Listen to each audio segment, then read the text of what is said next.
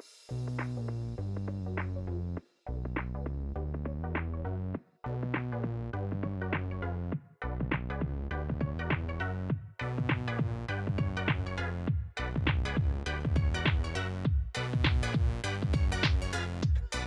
everybody, all you wonderful, happy people out there. Welcome back to the Bossers Podcast, a great place to play games and be better. I am your host, LeRon Dawkins, piece of muscle race himself. Yeah, I'm in the house. And alongside me, as always, is the one, the only, Matt Pharmacist herself, Stephanie Klimoff. Hey, girl. Oh, hey. How's it going? I'm here. Good. It's all right. I'm glad you're awake, because the other week I definitely was not awake. Yeah, well, I gotta thank Corey for recommending those monk fruit Red Bulls. It's a lifesaver, I'm telling you.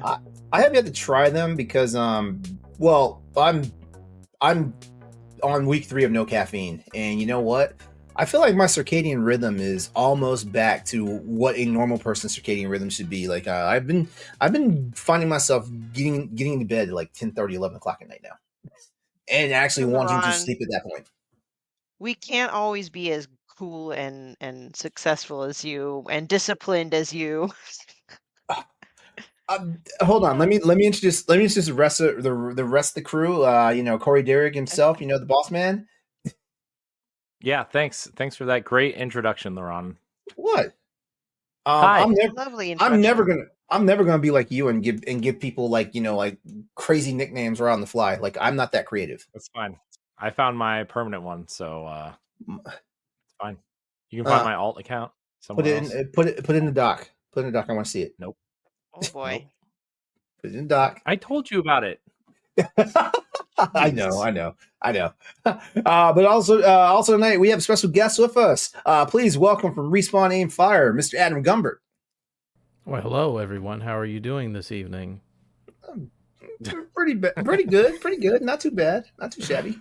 So I'm gonna be looking. This is for the video people. To my left, my son is playing hour 12 of Rainbow Six Siege for the day. So I'm just looking at him. Normally he's not in here when I record, but it is what it is today. Hey. So I'm watching him play Rainbow Six Siege.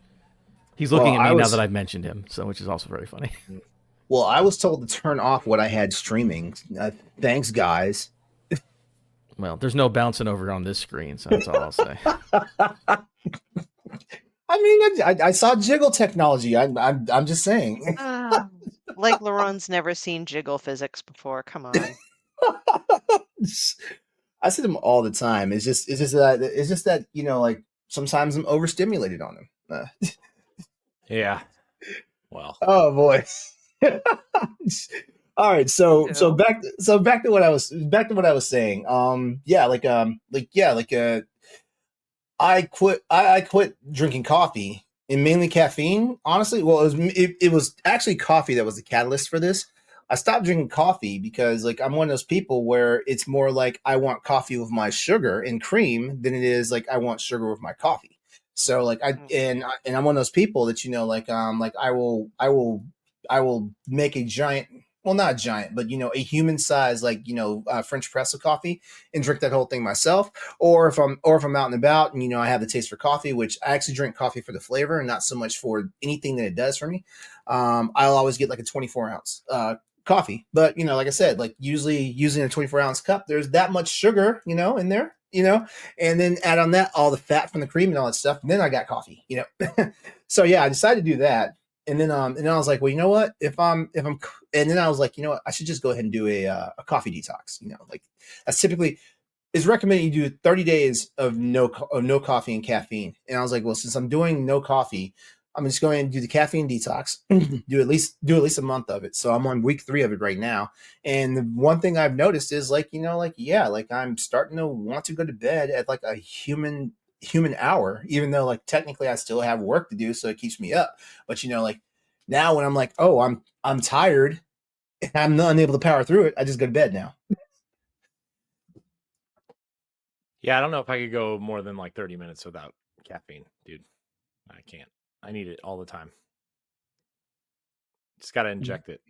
Yeah. Also one thing I've noticed about, well, for all the sciencey biology people out there, like coffee and caffeine for the extent is a form of diuretic and stuff like that. So you're either going to pee and poop the more coffee and caffeine you intake and stuff like that. But one nice side effect, and Stephanie, you're going to love this. Like I just had a checkup for my doctor, and my blood pressure numbers are super manageable now. I'm like in the 120s and stuff like that. Nice. And my doctor asked me, like, what have you been doing different recently? And I was like, like I'm still doing the same thing. And they're like, oh wait, I haven't drank any caffeinated drinks in like 2 weeks. And he's like, good, because you do know caffeine does run up your blood pressure. And for somebody, and also another good thing is I got downgraded from a stage 3 chronic kidney disease to stage 2, which is what my doctor was asking for. Nice. So yeah. So there's my origin story. I don't know if it was that cool, but there it is. Very Your cool, origin dude. story? Man, what's your superhero name? Sugar Rush? I still eat a whole bunch of sweets, so who knows? No, all joking aside, I think that's very awesome of you. And I think being able to take a detox of, things like caffeine can be really good for the body and the mind. So good on you, man. Yeah.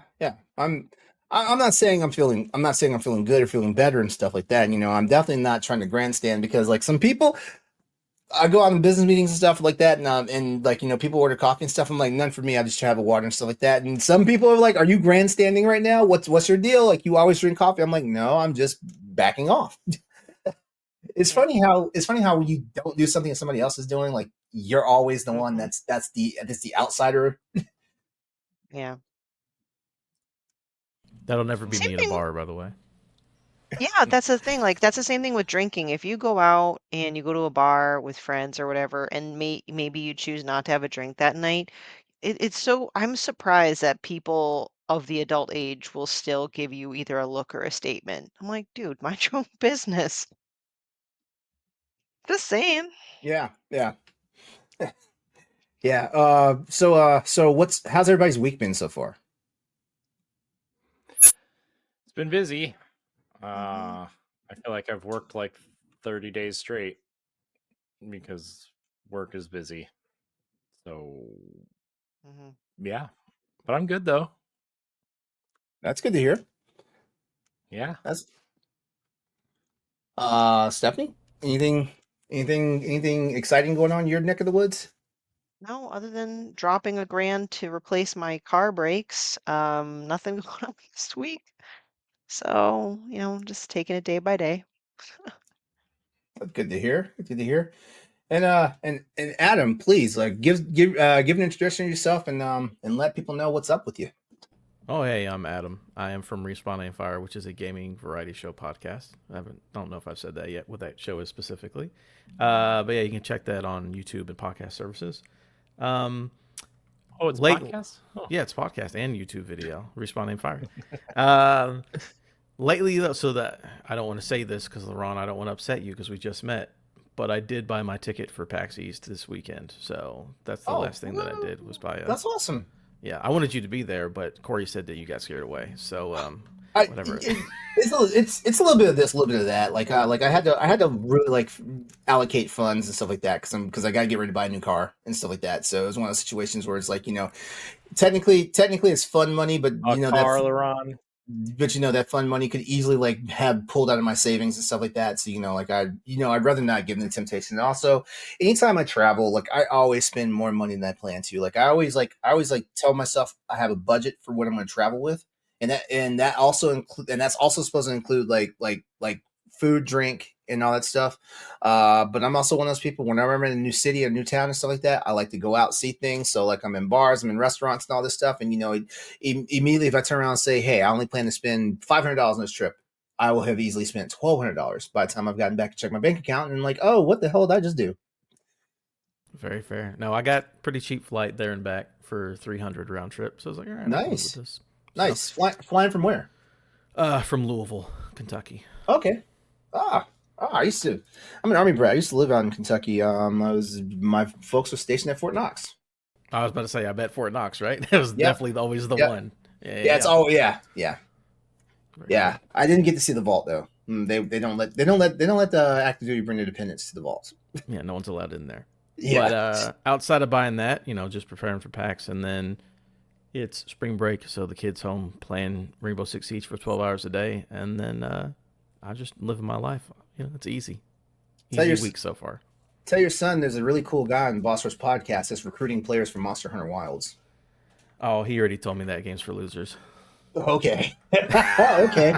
All right. Then I'm the biggest loser of them all. Kids have, I'm just messing. You didn't say that. But kids have a very specific taste when it comes to game. Like I see, when you look at the top 10 most popular games, it's like, oh, that's what the kids play. It's just these 10 games and nothing else. I don't know how Siege is in there, but it's like number 8, and that's what he plays. Isn't that crazy that on PSN, the top 10 revenue, or the 70% of the revenue comes from 10 games? Yeah, I'm not shocked. Yeah, again, I'm not shocked. It's like average consumer. It's like that's what they want to do. Yeah, it's like Fortnite, like Rainbow Six and Roblox, Minecraft and Fortnite, GTA. It's the same. And it's like the same games for the last decade. I'm like, man, find something new. Although you're talking to somebody who's played Destiny for 11 years. So yeah, I'd say that's another one of them, right? Kids, they just get in there, they get in their bag, and they stay in it, which I ain't mad at them. At least you're playing something, I guess. Yeah, me neither. By the way, speaking of Destiny, marathon on Saturday. Finally, showing it. Maybe. I'm apparently you can already install the alpha on Xbox if you go through the back door. Through the back door. Yeah, there's a backdoor method. Yeah, you go through the app, the Xbox app on your phone, and you can download it to your console from there. You just search marathon, and I guess that's like an alpha downloadable executable. I see. You can do that for any game, by the way. Xbox app, type in a game, you can download it even if you didn't buy it. Yeah, it's weird when things that aren't announced show up out of nowhere, but. There's something else that showed up like that too on Xbox. Oh, I think it might have been the Monster Hunter Wilds. Oh, the first beta or whatever, alpha, whatever it was. Before it was announced, release date. I don't know. Microsoft does whatever they want, right? Hey, we're first party. Let's put our games everywhere else. Oh, let's put things that aren't announced out on the store. But you downloaded it though, right? What? The marathon thing? Yeah. Yeah. Okay. Yeah. Okay, so you did it though. Okay. I was just making sure you took advantage of it. Yeah. Yeah. No, I mean, if Xbox is going to tell me to do something or let me do something, I'm going to do it. So, by the way, it's sad that Phil Spencer and that team are kind of relegated to Muppets at this point. Satya Nadella is Jim Henson or whatever. I don't know who controls the Muppets. Are you really that sad for them? No. Because they're probably making 8-9 figures a year, but still, I don't know. I've had a problem. I've had a problem with Phil Spencer, like sticking to that jacket for the last 7 years. It's a cool jacket, and he's always got some kind of cool T-shirt on underneath it. What a specific thing to be mad about, though. I kind of love that. I'm not really mad about that, actually. This guy in his jacket. You notice this jacket over here? LeRon just wants one. I'd be more. Maybe. It's probably like a $3,000 jacket, right? All right. Hopefully he's eco-friendly and it's not freaking real cow leather. Okay. Before we start some newfound hatred on Phil Spencer, all this stuff I said is completely in jest. So please do not be like those guys in the Boss Rush podcast are the reason why I am attacking Phil Spencer. Don't do that, because we will disavow you. Yeah, and don't write into Xbox Casuals because LeRon's not there. Oh, no. I can guest on there, right? I can be a guest. No, we don't want. Why not, Corey? I'll be your best friend. There's Isn't that your best friend already? I thought I was, but ahead of you. Oh, I see where I'm at in the pecking order. Understood. But you know what? Speaking of pecking order, if you want to support the Boss Rush podcast, please go to our Patreon at patreon.com/BossRushNetwork. Subscribing to our tiers on our page, subscribing to tiers on the Patreon can give you perks such as the new exclusive content, early access to some of our exclusive stuff, and much more. As always, though, your viewership and listenership are enough for us. Please subscribe to the Boss Rush podcast. I'm sorry, the Boss Rush Network on YouTube. And if you like this video, please give it a like. We would love you for that. Leave some comments too. Like we love feedback from you guys.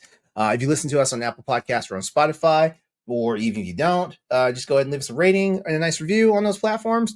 Trust me, we won't tell if you don't tell. So yeah, you can find all of our banters, features, listicles, reviews, and much more over on our website, which is at bossrush.net. All right. Real quickly, Corey, Stephanie, you guys got anything major you want to announce coming up that people should be on the lookout for, either on the YouTube or on the website?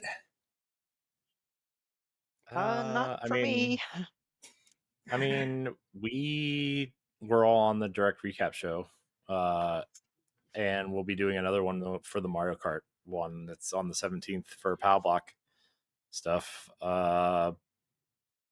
So yeah, and Ed and I are doing this kind of small series on Expansion Pass about Nintendo launch lineups leading up to the Switch 2. So that's been fun.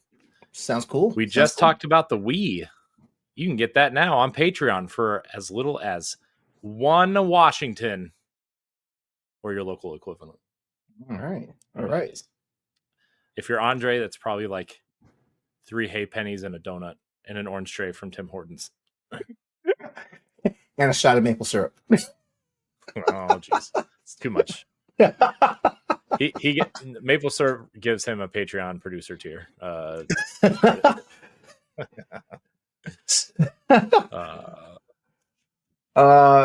you got anything to shout out for Respawn Aim Fire? Anything our listeners and viewers might be on to look out for? Well, we've got weekly episodes. We have some live reacts to the different things like the Direct and the Pokemon stuff. We do once a month. We do a review, like a backlog, kind of a book club idea. The last one was Crisis 1. That was interesting to go back to. And the one coming up is going to be Outer Worlds. Oh, nice. Ooh, some interesting things to look forward to. And then just the weekly podcast as well. So yeah, it's all up on the podcast feed and at the podcast and YouTube is what I'm thinking. Also, so here's the thing, LeRon. I didn't name this, so don't blame me for this. But we started doing like a random talk, like, because we used to do like a monthly game show segment, which was really, really cool, but also took like 30 man hours every month to do. And the guy who did that got a job, so he was not able to do it anymore. So we started doing just like a talk, whatever, have fun one. Those are called Rafter Dark. I didn't name it. After Dark. Oh, wow. I know it sounds similar to other things that people do, but that is also just like a random. And I think episode 2 we talked about poppers, so that was fun.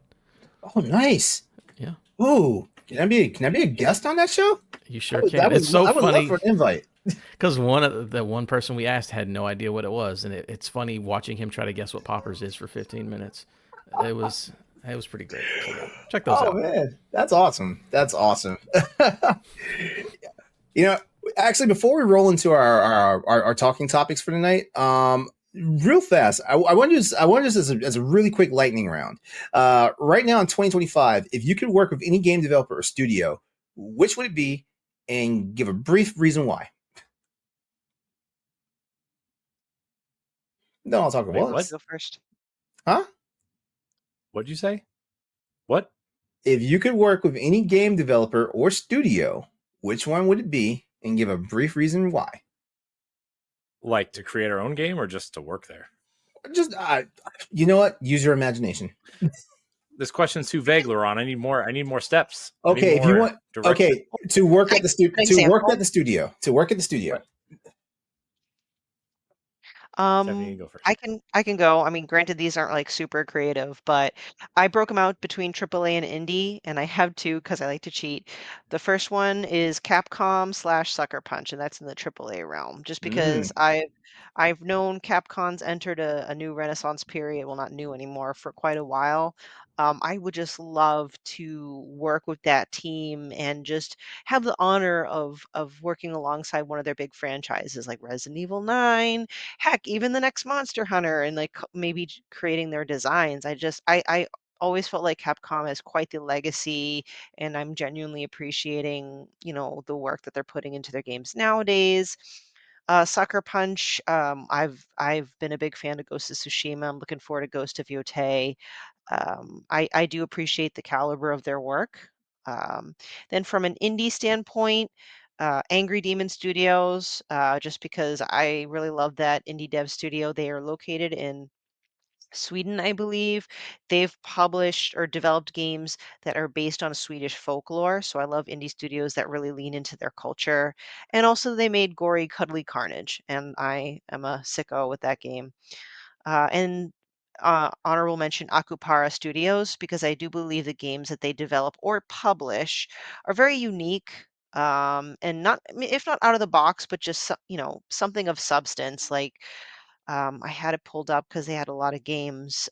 They have Ever After Falls, they have Cabernet, which has been a popular indie game, and Sorry We're Closed, which, by the way, I'm trying to recall who's going to be providing them the physical copy. It might be Serenity Forge. I'm not sure. Don't quote me on that. But Sorry We're Closed is a great, like, original Silent Hill, Resident Evil style, like art style and gameplay, but with modern sensibility and storytelling. So. All right, awesome. Awesome. Is anyone going next? Or if you're not ready, I can go next. I'll go. Cool. I got it. I nailed. Here's what it is. I'm gonna piggyback off of what Stephanie did. For my AAA developer, I'm gonna choose Firaxis. Um, I think XCOM 2 might be my favorite game of all time. I don't think it's the best game of all time, but it's my favorite video game of all time. So that would be cool to be around those people, or help make XCOM 3 whenever one of those days that happens. Civilization is also very good. And then one of the most underrated games of all time, Marvel's Midnight Suns, they also made. Also a fantastic game, not enough people played when it came out. So I'm a sucker for strategy games, so they make all of the best ones. And then my cheat indie one would be Larian. I mean, they're indie, but it's like Yeah. the biggest indie of all time. And whenever they announced Baldur's Gate 3, like I bought that early access on PC day one because I had played so much Divinity. I was like, oh, these guys are going to nail it. And then they just made one of the Mhm. best games of the generation. So I'll go hang out with that guy who wears a suit of armor. That'd be fun. Yeah, So, Divinity Original Sin 2, my friend introduced me to that, and that was my first taste of Larian. I was pretty impressed. It's usually not my genre, but that's kind of what led me to like cave and say, okay, I'll try Baldur's Gate 3. I'm glad I did. yeah, good stuff. Those are my answers. Mhm. Nice. Nice. Man, this one's man, because I look at it like different. I'm trying to think of like the games I'm into, but also like a lot of the games I'm into is like those studios are uh either have been in trouble or are currently in trouble. Like I love Assassin's Creed. I would love to come up with some ideas for that franchise at Ubisoft, but I mean that they're about to cut 3/4 of their employees at least. So probably not there. And then I was like, oh, Bungie, I like Destiny. I could come up with some cool armor sets. But they also laid off a bunch of people. So including, some of our friends. So I'm like, nah, pass. Besides, Pete Parsons wouldn't like me. I'm not interested in cars. So I guess I don't know. I think honestly, the game I would love to be back into, and I just think has not been very good since maybe the mid 360 era. Is I would like to. I guess it's EA Orlando now, right? But like Tiburon, EA Tiburon. I guess that's EA Orlando now. So like, and make Madden better. Because I kind of want to go in and like fix things. I don't want to work on games that I already know are good. Like, everybody knows Sucker Punch's next game is going to be great. Santa Monica's game is going to be great. The Coalition's game is going to be great, right? Like, yeah, you can always go work on a great game, but I think the challenge is going in and fixing something that's, maybe not totally broken, but like could use a lot of improvement from people who know a lot, maybe not about development, but about, the game itself, and like, how should this feel? Or, why does this tackle feel so floaty? Why does this defensive back jump 40 feet in the air for this interception? Right. That kind of thing. So I think that would be my choice. They'll never do it because Madden just makes too much money and sells too well. But I remember when WWE 2K had that really, really bad year, and the game was awful, and they took a year off and like, all right, let's restart it. And then ever since then, those WWE 2K games have been really, really, really good, but they needed that time to like, let's focus and make it good. So I like that idea. Again, it won't happen because Madden makes too much money to stop for a full year, but I like where your head's at. Yeah. I wonder when they'll stop and just make Madden in the sports games just a service game, right? Do you think they ever will? I mean, I guess they make too much money every year off just the $70 box copy, but they also make a ton of money off of the stupid cards too, right? So yeah, why not both is what the executives are saying. Yeah. But the thing is like if you get people in for free or like through that, like the model, right? Like you get more people into the game who will then buy more cards, and then potentially you could make more than $60 off of, let's say, a quarter of those people spend, $200, and you've made your money back and more. So For real. I don't know. I just, also like, I think EA's the CEO, I think is being courted by Disney to be their next CEO. So I don't know. We'll see. Andrew, I want to say Andrew Wilson. I feel like that's not right. I feel like saying Wilson too, right? Am I crazy? Yeah. It's Andrew Wilson, right? Yeah. Sounded right to me. Yeah. Yeah. Cause he was supposed to go, he almost took the ESPN job like 10 years ago, but I don't know what happened there, but he didn't. So, All right. Well, if it's my turn now, nope. I'm gonna say thanks, Corey. I'm gonna say for AAA, like it's Naughty Dog, but it's not in the direction you guys are thinking. Like I want to I would like to be on the ground floor of the next like Nathan Drake title, even if it's not technically Nathan Drake being in the series, just the next Uncharted title. I would love to be on the ground for that. I don't think Uncharted's dead yet, but I do believe like Naughty Dog has a whole bunch of different like embers in the fire right now. So it's going to be a little while before we see a new announcement in the Uncharted universe, which but they've already shown it. Huh? Uncharted, the next Uncharted stars Cassie Drake. She was in that dumb PlayStation commercial where the PlayStation 5 was the desk, the news anchor desk. It was the only game not titled. It's not being developed by Naughty Dog either. It's being developed by not San Diego, but the studio inside San Diego, the unnamed first party studio inside Sony San Diego. Okay, this is news to me. Like I didn't see this anywhere. All right. Well, it was in a commercial that aired on TV. You want me to send you the link? You can watch it. Oh yeah, send me the link because I haven't had regular cable in forever. As a matter of fact, I want to say at this point it's been about 10 years since I've actually had like cable television, and I barely watch stuff on the airwaves, except for the occasional NCAA football game. For my indie pick, like you gotta be our boys at Way Forward. Like I love all the work Way Forward has been doing lately. I hadn't even I didn't really realize who they were until like the Advanced Wars 1 and 2 reboot camp came out, and then they've done a reboot of Contra, and there's a whole bunch of other games that are out by them, and they're just a really for an indie, they're a massive studio in my opinion. And I would love to like work with them in some capacity, even if it's just me bringing them their damn coffee and donuts because I'm the intern. Yeah, I'm trying to figure out when that Shantae game's supposed to come out. It just says this year, but I was like, yeah, like we are supposed to be expecting one of those, but nothing yet. but they keep their stuff under wraps until they're pretty much ready to let it loose. Yeah. So yeah, that's our quick lightning round. So yeah, for our for listeners and your viewers out there, like please like shout us out, like give us a comment, like if you work with any game developer or studio, which one would it be and why?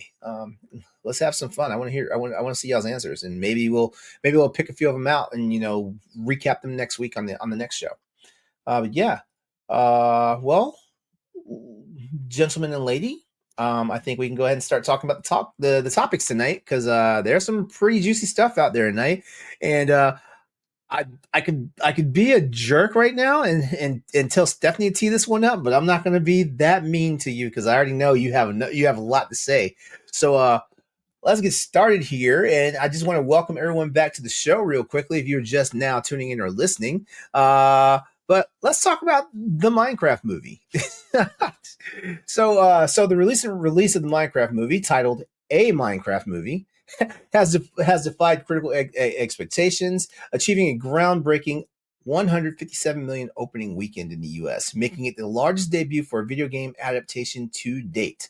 Despite the modest 49% rating on Rotten Tomatoes, the film has resonated with audiences across all demographics, from children to adults. Notably, the movie has also sparked lively and at times disruptive audience reactions during screenings, leading to discussions about theater etiquette. Hey, that's the thing, right? And the influence of gaming culture on cinematic experiences. So we're going to talk about this movie that I'm pretty sure the majority of us have not even seen, barring one person here on the panel tonight. So before we actually get into some talking points here, Stephanie, I know you saw the movie with your son. I want to hear your experience, and I want to hear your experience through your son. All right. I want to preface it by Oh, saying I don't hate Minecraft, okay? I at first had a chip on my shoulder when that's all my son wanted to play because I'm a gamer and I want my son to actually play games more than just the one. But I will admit, for a video game, Minecraft is pretty brilliant. If you like the genre, you can create and do anything. And I don't have a problem with the game. I don't play it. So that's my preface. I also have a low bar for entertainment, meaning it takes a lot for me to really hate a movie or a show or a game because I like a lot of stuff. But I wanted to stick a fork through my eye when I was watching a Minecraft movie. It I'm sorry, I'm just trying to figure out where to start, but so I'll condense my feelings. It's Jack Black and Jason Momoa were really great in it. Especially Jack Black, he leaned into the role, kind of like he did with Bowser in the Super Mario Bros. Movie. I think he understood the assignment. He got the wackiness and he just leaned into it hard. So I actually laughed a little bit. Momoa was really funny too. So I feel that the casting choice really helped um, at least the adult or non-Minecraft fans that were watching it and had to suffer through it. I still think the live action was an interesting choice. I guess they made it work, like, they put in a so I won't spoil it for anyone that plans to watch it on here. They put a reason, like, why it's a live action, like, they tell a story of going back and forth between worlds, fine. But you guys at least seen the trailers, right, and the marketing material for this? yeah, I have. Am I the only one that thinks it's weird that all the Minecraft, like, characters and objects, whatever, are fuzzy? Because in Minecraft, they're blocks, but the creepers have fur, the bees have fur, everything in there has this weird furry texture, but Minecraft is blocks. The blocks don't have fur, and it's weird. It's just the visuals really bother me. Minecraft 2, everything's going to be furry. That's the new gimmick, right? It's weird to see a furry creeper, and then to see a villager. They have the big Squidward nose, okay? To see the Squidward nose in this movie, like, I couldn't take my eyes off that big honker right there, and just I thought of other things and what it looked like, so, um, it was So if I were to talk from a movie critic standpoint, the story is it's flat, it's basic, it's all right, you're gonna be creative and whatever. For a child, so looking at my son's perspective, I can 100% understand why he loved it. I get it. I understand. If had a 9-year-old brain and that's all I've been playing, I can understand because I was constantly checking with him. Um, he said, I'm like, because the whole theater was freaking cheering like every half hour for something. And he goes, "Oh, yeah, I recognize that from the game." And, "Oh, yeah, this is because of this." So I am able to take a step back and see why fans of the game would enjoy the movie, even though the quality of the movie as a art form isn't that great. Um, as far as movie etiquette, I was surprised there was as much cheering because I've been other like huge fan movies, like the Super Mario Brothers movie. There are a lot of Mario heads out there, and I think there was like one cheering once. I don't know. This was probably the most fan interaction I've actually ever seen ever in my life. And I don't know, I guess I got over it. I mean, as long as like people aren't swinging from the ceiling and running around and being disruptive in that way, if they want to cheer because they saw something like epic that was a what do you call it? Easter egg to the game. Fine, go fanboy the hell out. I don't care, whatever. So I'm before I keep going, that's just kind of like my high level summary. Just it was painful for me, not painful for the kids. It was a cash cow, so. That was a really, I mean, really it made really random cash grab. $312 million. Mm, Yeah, I mean, it just shows you how popular Minecraft is, though, right? I mean, that just kind of reminds me of like the '90s video game movies that, like, I don't know, aren't good. I know it was, but You I know, guess it and was then more like, as a fan, don't you have more pride in the movie you're watching? Like if I was a Minecraft fan, I'd be like, give me something better. This would be like if they made the Legend of Zelda movie in like 2 years and it shits the bed. Say it is absolute horrible movie. I am a huge Zelda fan. I don't know, have the maturity to be like, oh, we're talking about kids in Minecraft, so they wouldn't be mature. But I'd be like, hey, that's a Yeah. bad movie. I don't know. That's I feel like even though Minecraft's been out since 2011, the game series, like it's been out since 2011, and I think it's if it's not a niche following, it's definitely a cult following because I know grown ass adults that play it religiously and stuff like that. And, like it's not my thing. Like I look at the game, I'm like, man, this is some ugly graphics. I can't get behind it. Stuff like that. But there's I guess like people got hooked up by the simplicity of it and stuff like that, and then there was some charm or magic behind just being engrossed in the universe and stuff like that. So that probably explains some of like the audience reactions and stuff that's going on. I don't know. Yeah. Like every Minecraft joke was going to go over my head, just like in the Borderlands movie. Every Borderlands joke went over my head, even though I did play Borderlands 2. I'm like, what? What's happening? But then again, I think I was also pulled out of the experience because of all the over the top stuff in the Borderlands movie that was going on. Um, you know, I'm one of those people. I'm one of those people. I honestly like when it comes to movies on video game adaptations. I try to take them seriously because I want to actually see if there's any good in any of them and stuff like that. I'm one of the few people that actually like the Monster Hunter movie, where everybody else you talk to like they hate the movie, and it's not because I have a bias towards Monster Hunter or that I have a bias towards Mila Jovovich. It's not. It's not that at all. I try to give every video game related IP a chance. Like I was one of the few people that like the Halo series. Stuck around for all 2 seasons of it and stuff like that. Hopefully wherever it finds a home, wherever it's found a home at right now is getting a pickup for a third season because I would like to at least see how that storyline ends. Um, you know, um, all six of the Resident Evil, the Paul W.S. Anderson Resident Evil movies I loved. I did not like Welcome to Raccoon City at all. Like I feel like Welcome to Raccoon City set back the Resident Evil movie series.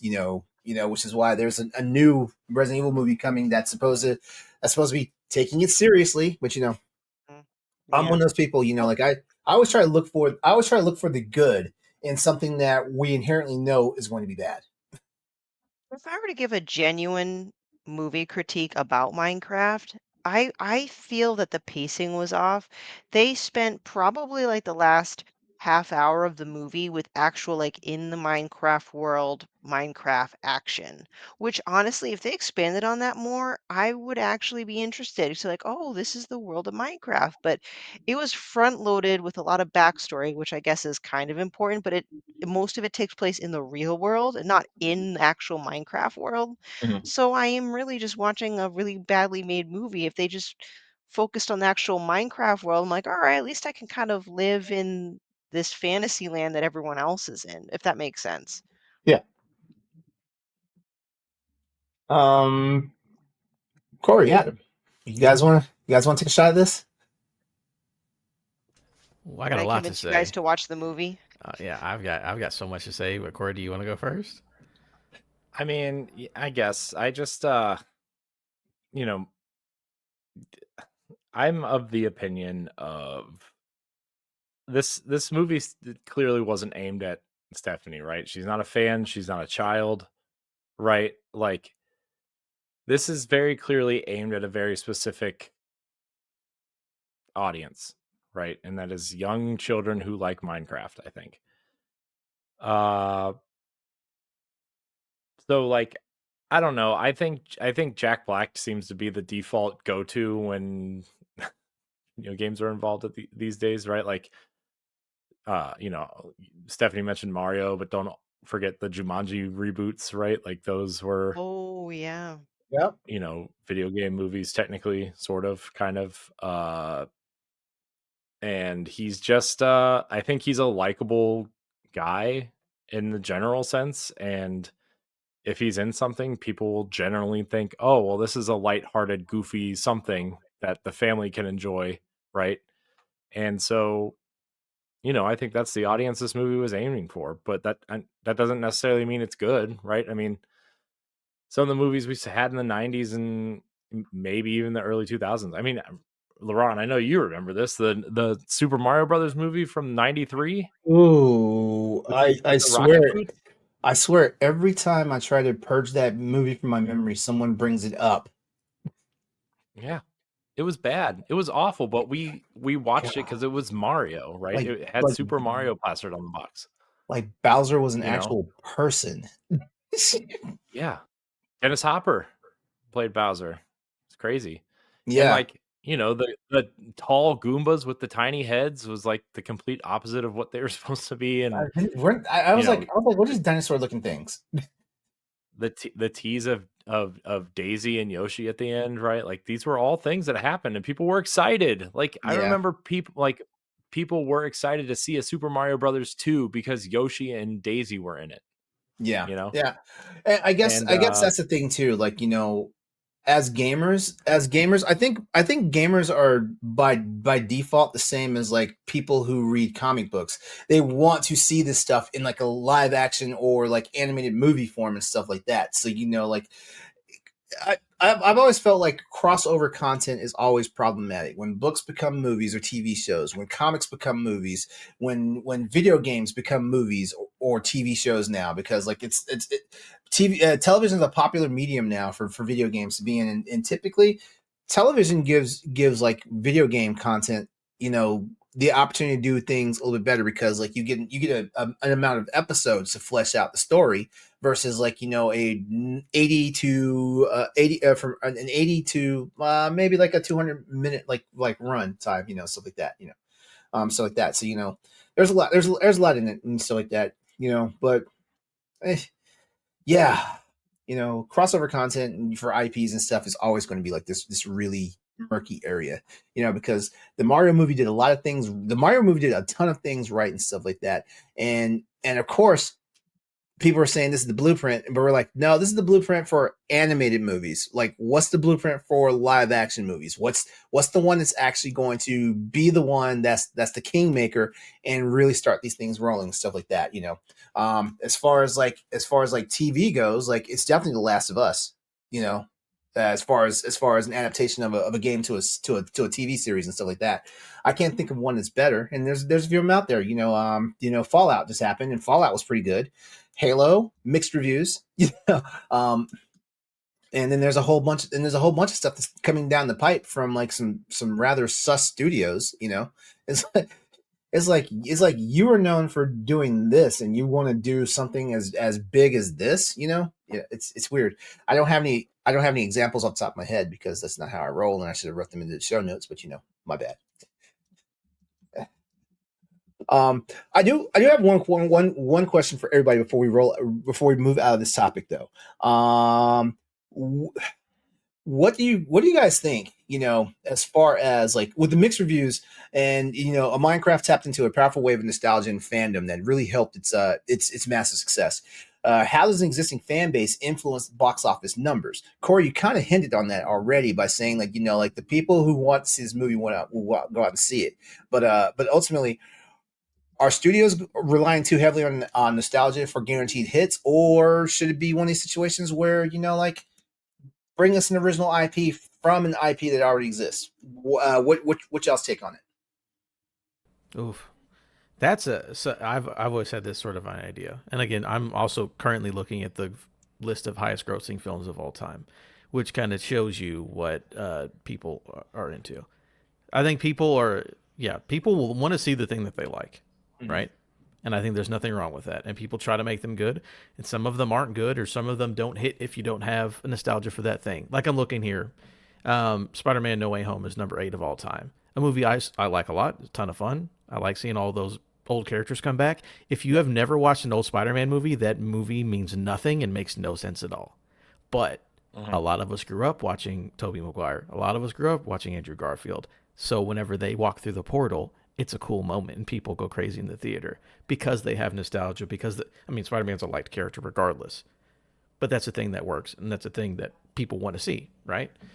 Or like when Hugh Jackman came back for Deadpool and Wolverine, right? Exactly. Like that's the thing, or, is like Wesley Snipes, I guess. Yeah, that was fun too. That's the thing with like Minecraft is like there is a very large audience, mostly kids, teenagers, young adults that are like, this thing matters to me. The movie can be a 5 out of 10, a 4 out of 10. It doesn't matter. They're doing the thing that I like. Again, Spider-Man, if you never watched those movies, it means nothing, but we did, so it means a lot.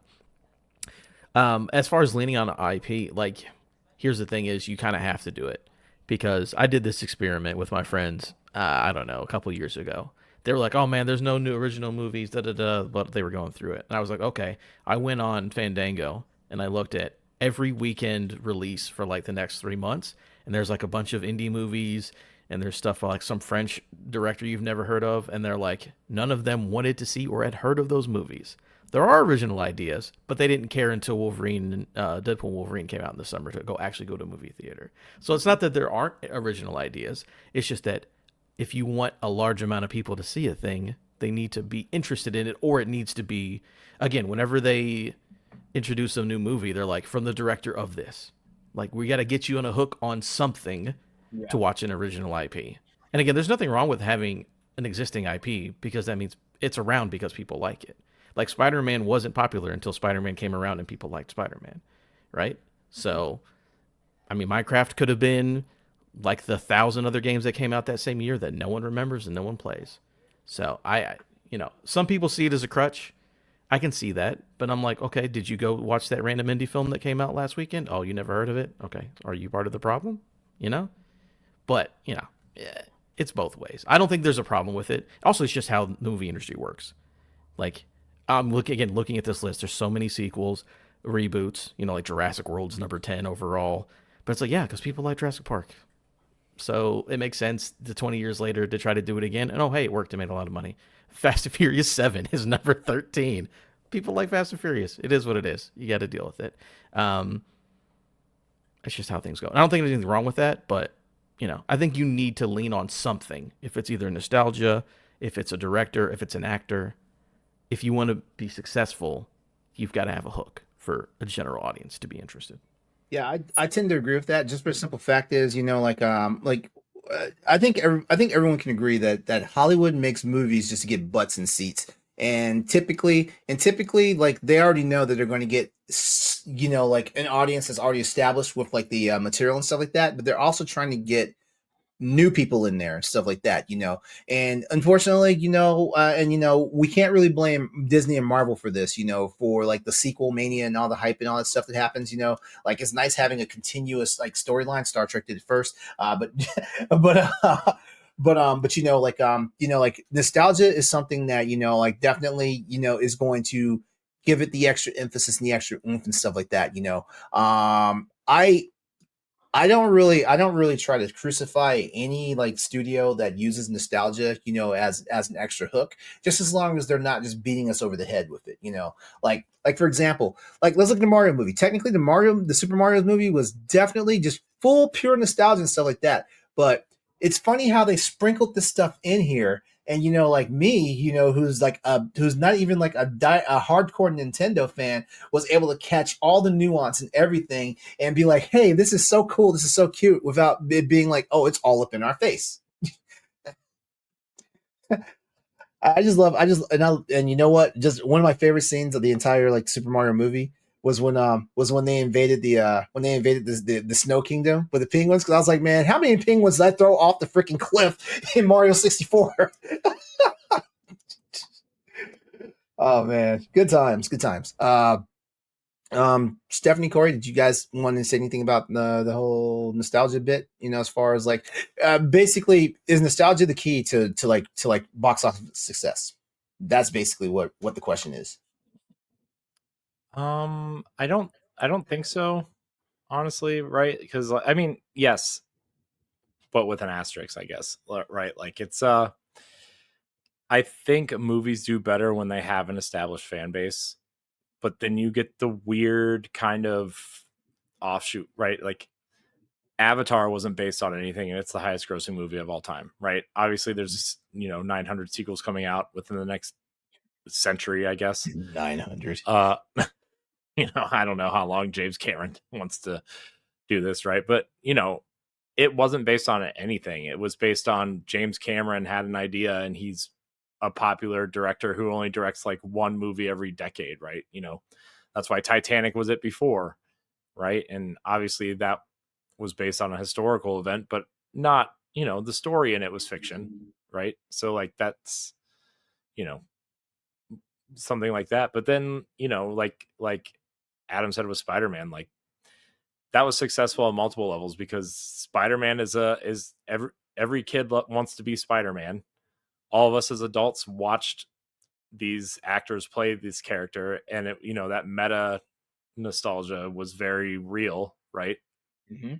And so, yeah, I guess in some cases it does, but in some cases it doesn't. I think it all depends on, if it's something new, it depends on if there's something to latch onto. Like, Frozen wasn't new, wasn't. I mean, it's based off the old fairy tale, but it's not like, who knows that going into it, right? It's like, but it has an interesting set of characters. It's got the catchy tunes everybody gets caught in their head, right? Like it's got that, and Disney's a big name for families. So like, I mean, in 2000, when did that movie come out? 2007, 10, something 13. Like that. Frozen 13? one was 2013. Yeah. Yeah, Like don't get me lying. obviously Disney holds a different place then than it does now, right? I mean, but that's I also think you need to look at where we're at now in terms of history post pandemic, right? Like movies haven't done as well post pandemic as they did before, right? Because people want to have kind of learned how to stay home, and it's not worth paying 15, $20 times 3, 4, 5 people, right? And snacks and popcorn. I mean, that's like a $150 day to go see a movie for an hour and a half, right? And it's like, okay, well, if it's not something you're already into, are you going to take that chance to go spend that amount of money on it? So yeah, I don't know. I guess that's kind of my short piece on it. I don't want to dwell on it too long, but I think for older people for sure, like all of us, nostalgia and something that we are familiar with definitely has something to do with it. But kids are kids. My son discovered Power Rangers, and that's not based off anything that he knows. He just likes the the monsters and the robots and the swords and the blasters, and he jumps off the couch and tries to kill all of us, and it's fine. But yeah, that's my opinion, I guess. Okay. All right. Well, cool. Cool. We're gonna go ahead and wrap this topic up. If you're out there listening or watching, hit us up in the comments section or send us a nice little DM. Let us know how you guys. Let us know, one, did you actually check out a Minecraft movie and your thoughts on it, and also two, is this a new path to success for video game related movies? We'd love to hear your thoughts on it, so just please hit us up. Before we move on real quickly, I just want to say, if you're watching and or listening right now, please give us a like if you're enjoying what you're seeing right now. Think about subscribing if you haven't already done so, and also like hook us up over on Spotify and Apple Podcasts. We'd love to hear more from you, and we'd love to. Well, like Corey used to say, your viewership is more than enough for us. So thank you for that. All right. Well, I want to move on to something that was like a darling, for video games like last year, and that is Astrobot. Let's go ahead and talk real quickly about the rise of Astrobot and its impact on the platforming genre, because I think there's a very nice story to tell in there about that.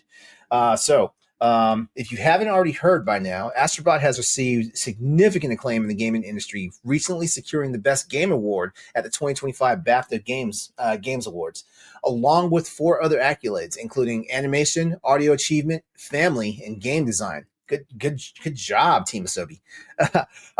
This success follows its previous Game of the Year wins at both the Game Awards 2024 and the DICE Awards.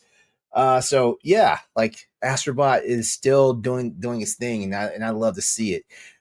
So let's I want to break this one down this time. Let's talk about platformers as a whole and the evolution of it.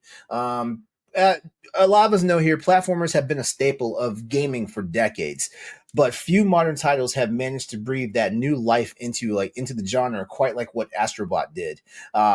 With that recent sweep at the BAFTA Awards, it's definitely worth exploring how this charming little robot that used to be a pack-in title for PlayStation consoles, has helped redefine what a platformer can be in 2025. Adam, I'm gonna throw some directly at you. Go for it. Do you see Astrobot as being a game that actually has revitalized platforming genres? Well, platforming genre or games, or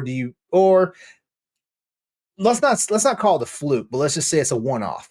Like, do you how are you feeling on it? I think it's a little bit of like luck and talent, a good idea, right? Because platformers are definitely not new. I mean, there are entire companies that make their bread and butter off of platformers, but it was nice to see a big corporation give someone like the time and carte blanche to like do something interesting, and gave them, didn't seem like it was too much oversight, based on just like some interviews I've heard with people who went to visit the studio. And they gotta kind of create their own thing and do what they want to do.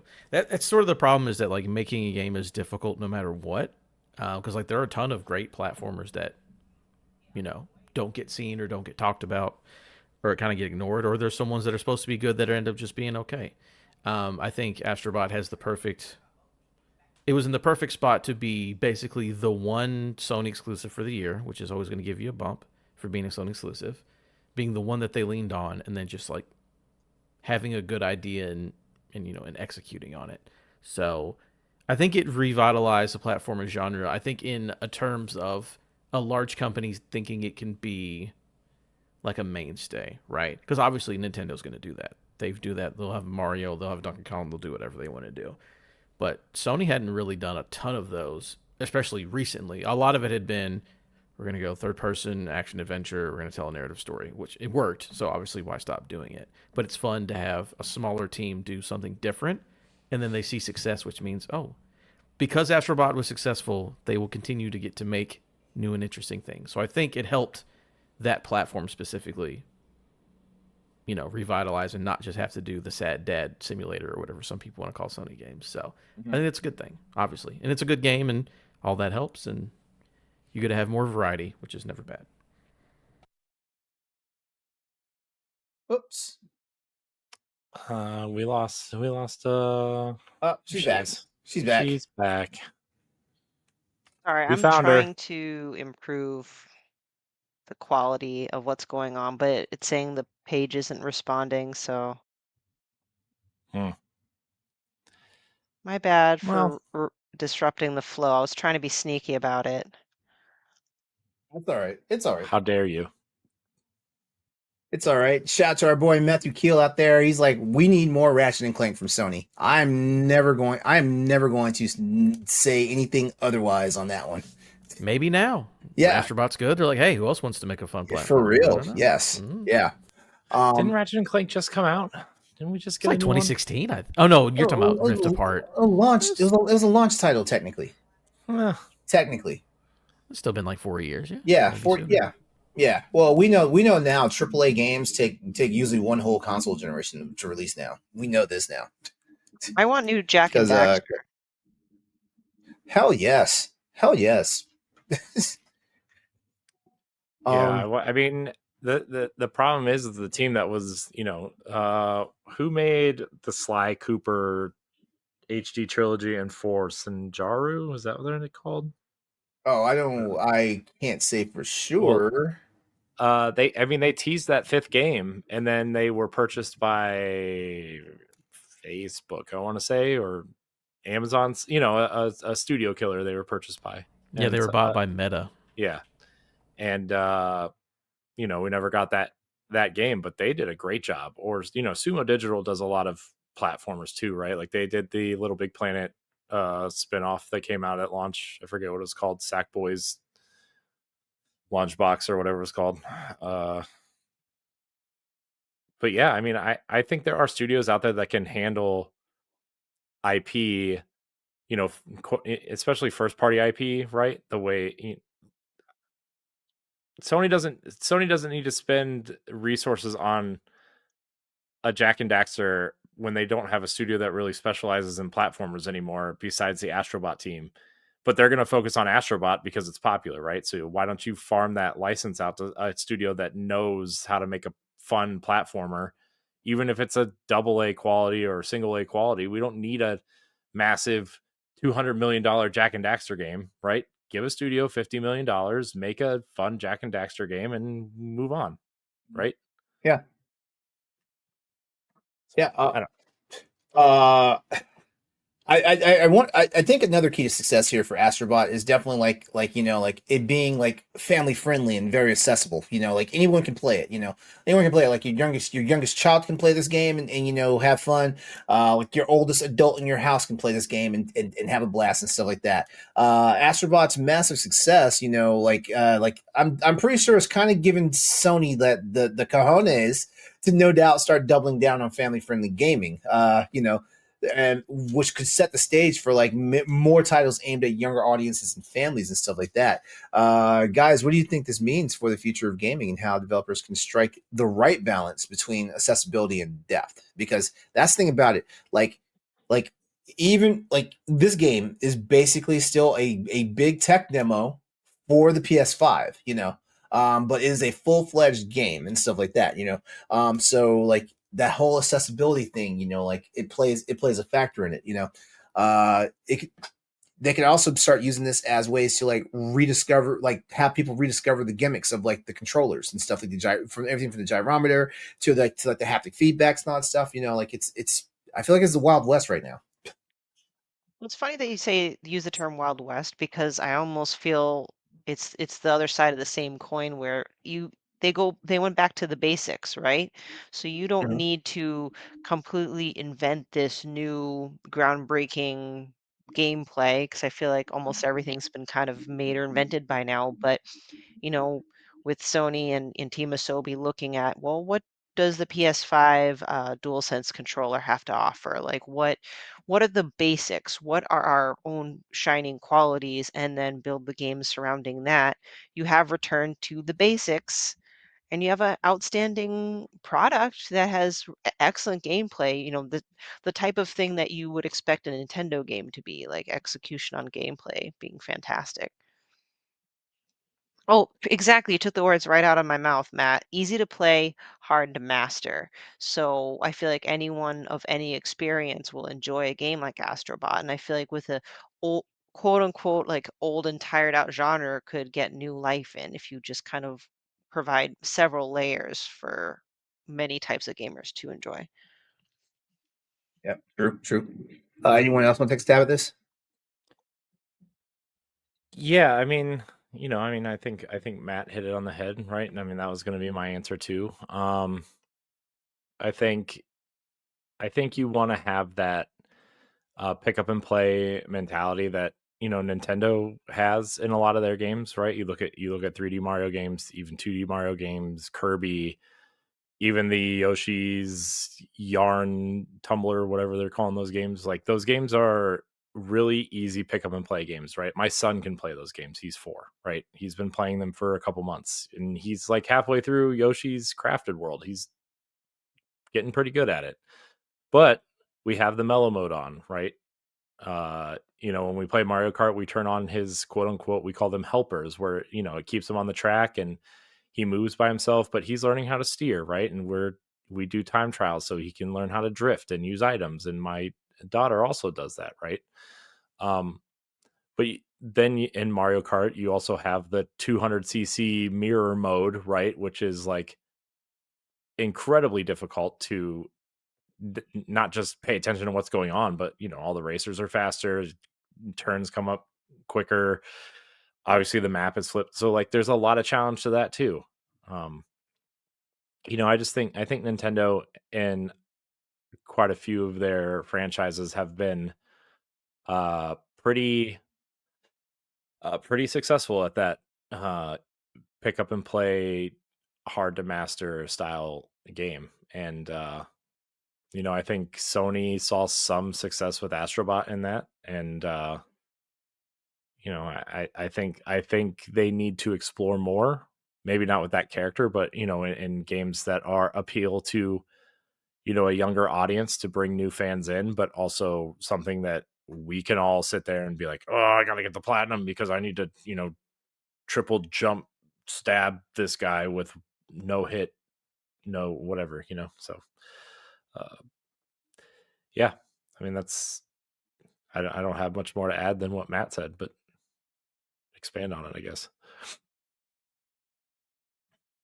Yes, I know I'm a Nintendo fanboy. You guys can all Corey, you like Nintendo? suck Mario's warp pipe. I thought you were the Disney guy. Yeah, probably that too. Disney Dreamlight Valley. Only 15 days left in your Star Path pass. You got to get Jasmine's exclusive costume. Why did I invite this? Adam, did you have anything you wanted to add in this before we close this topic out? No, then we're good on that one. Someone just yelled at me. Give me 1 second. Oh, okay. No problem. All right. So there you have it. Astrobot's impressive sweep at the 2025 BAFTA Game Awards, along with its earlier victories at the Game Awards and DICE Awards, cements its place as a standout title in the gaming industry. Its blend of innovative design, engaging gameplay, and accessibility has not only captured the hearts of players, but also set a new standard for the future of platformers. As the game continues to earn accolades, it's clear that Astrobot is shaping the future of family-friendly and immersive gaming experiences. So yeah, there we go. Congrats, Team Asobi. Like, you guys made a masterpiece. So we definitely give you all the praise here over at the Bossverse Network. All right. Okay, so I have a confession to make. I picked this topic because I really want to see if this is just going to be a big joke tonight for the Bossers podcast, or if it's actually going to be a serious conversation. So I want to introduce real quickly a roundtable topic, which basically I'm just going to read the information out there, and then everybody's going to take a shot and talk about it because I want to invite this type of a discussion to the show tonight. So if you guys haven't. Some people may not even notice what was going on, but the game boss over at Netflix has said that there's a shift in video gaming's future, and it doesn't include consoles. So yeah, uh, Elaine Wow. Elaine Tascan, who's Netflix gaming chief, has expressed skepticism. Whoops, I know English. I do.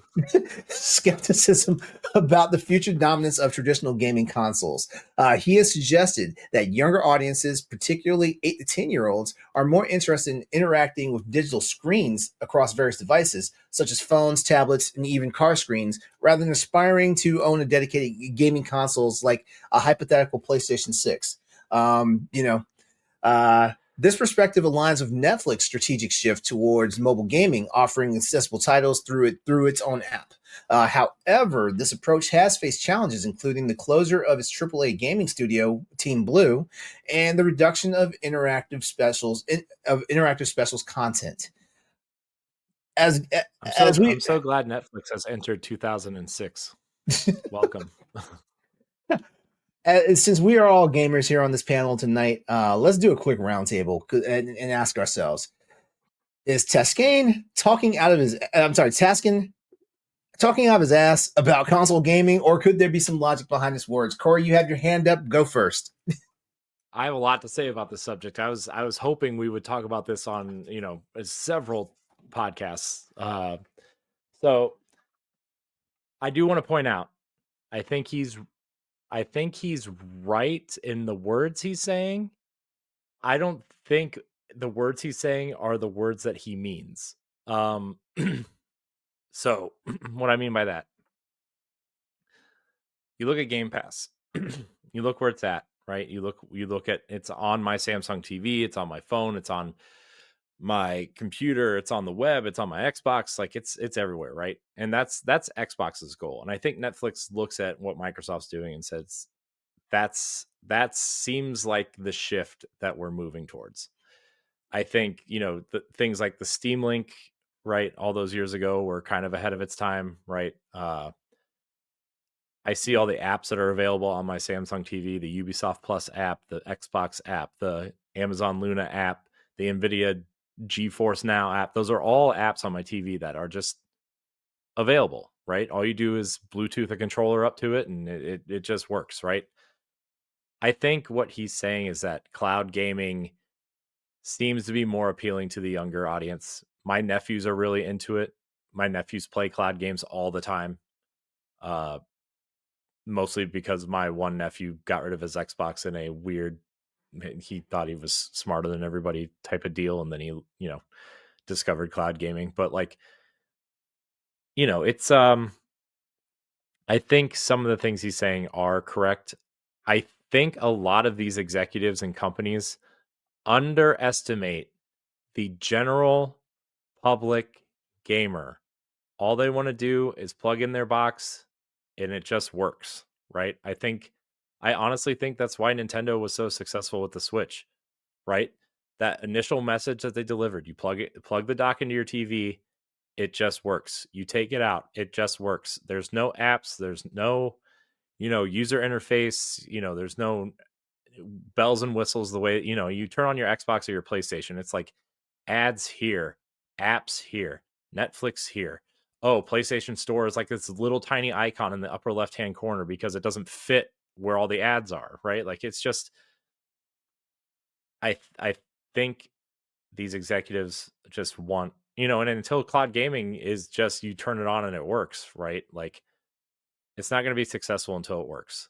But we also said that about Netflix and streaming movies, right?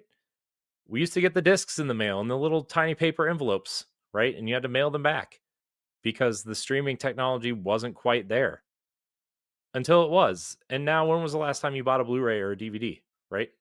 I mean, unless you're like a super movie enthusiast, like when was the last time you bought something like that?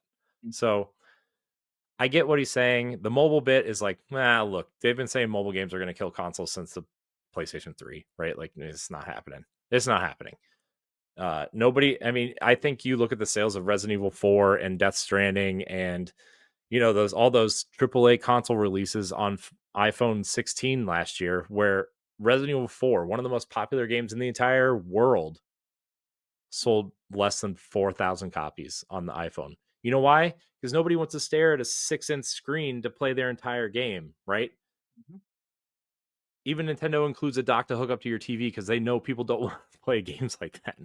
The Steam Deck is a partner system for your PC gaming because people like to look at something that's larger than this. Yep. So also I realized that Netflix or I think Netflix realized that it's extremely difficult to make a AAA game and shut down their first party studio who had some really great talent. Joe Staten was there, Halo creator, was running the studio. They had a lot of talent there and a lot of interesting ideas for that game, and they shut it down because it cost too much money. Mhm. Okay, well, your first game is going to lose money because you're investing in the studio, you're investing in the time and the effort and the ideas and the hiring process, right? And so I just think I think a lot of these companies who aren't invested in games think it's easy to jump in to make a game, and it's not, right? Look at Google. Look what happened with Stadia, right? The tech was great. The tech was amazing. It's funny. They didn't want to invest in the first party. They didn't want to invest in the first party, so they shut it all down. Well, it's funny that you mentioned Google because Google definitely has more money than Netflix, and it's just wild that they shut down their gaming project. And I'm going to call it a project because that's what it felt like it was. Mm-hmm. Yeah, it was a test to see if they could get that streaming tech working, and guess what? It was amazing. That Google Stadia is still the best cloud experience I ever had. Right. But again, no exclusive first party games that meant anything. They had Guilt, I think, which was that Tequila Works game. If you guys played Rhyme, that was that studio, which it was like this little children's horror game, right? But like, that's not going to sell units. I was going to say consoles, but it's not going to sell units. You need something big like a God of War, like a Halo, Gears, something that was going to show off what your talent can do and it be exclusive. That's how you sell consoles, right? How many consoles have we seen come and go because they didn't have first party support, or they were going to be we're going to cater to everybody console, and it just doesn't cater to anybody because everybody already has those boxes. So, I just think some of these companies need to be more invested in what it takes to be successful in games instead of just throwing some money at it and hoping for the best. It never works.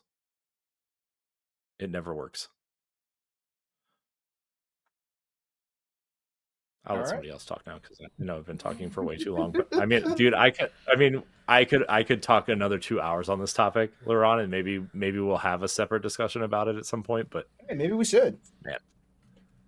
Oh, Corey, I've got some pushback. All right. Not really.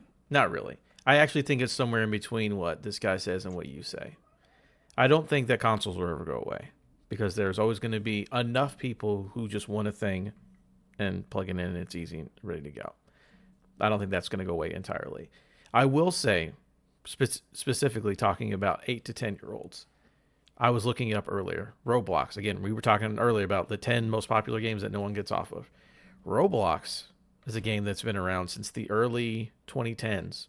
Didn't come to Xbox until 2015. One of the most popular games of all time was exclusively basically like a browser, PC, phone, tablet game.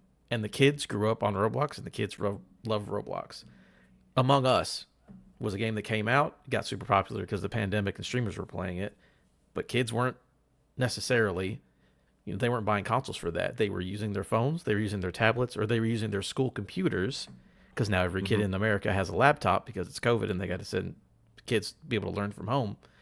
And kids are grown up being like, I can play the 10 games I care about on my phone, on a tablet, or on a Chromebook. Not even a full ass PC, but like I think kids are definitely growing up with like, I can use a PC to play video games.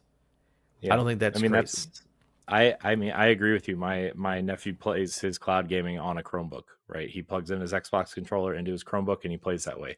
And I do agree with you that there are games on mobile devices that are great and have taught kids how to play mobile games, right? Like, I mean, dating myself here, I get all of us here, I guess, but like you look at something like Angry Birds. How revolutionary was Angry Birds? Angry Birds is an amazing video game. Started on phones, right? Plants vs Zombies started on phones. An amazing video game.